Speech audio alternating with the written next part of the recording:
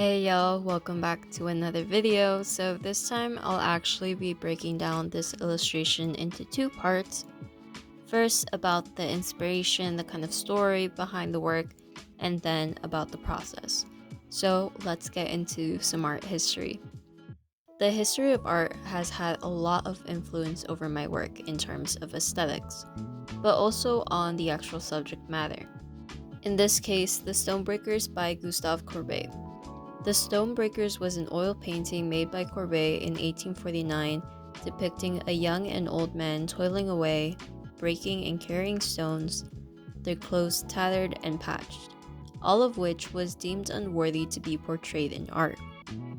And this painting became one of the prime examples of realism. Now, realism is not like the realistic artworks that we see today that look as though they're pictures.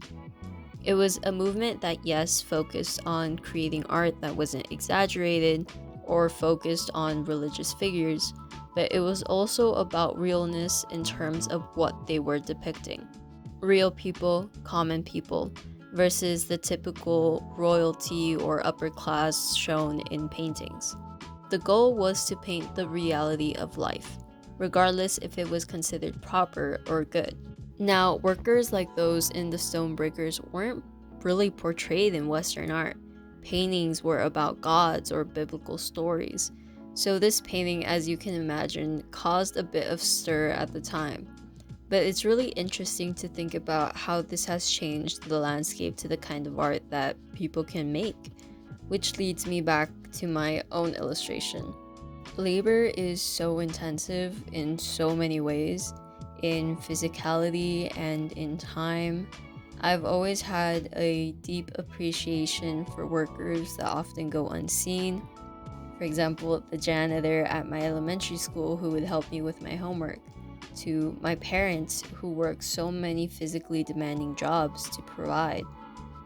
So this illustration is really a thank you to that, a recognition that I've seen the labor that has brought me to where I am, and that I have a deep respect for it and treasure it.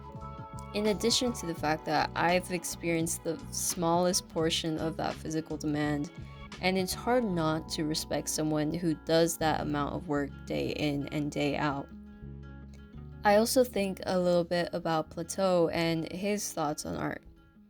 While he criticized art, discussing the dangers it could pose, he also talked about how art can be of service to something higher to show truth or morality. Just as Courbet showed the reality of common workers to a group of people who really did not want to see that, who responded with disdain for the technique and the subject matter most of all.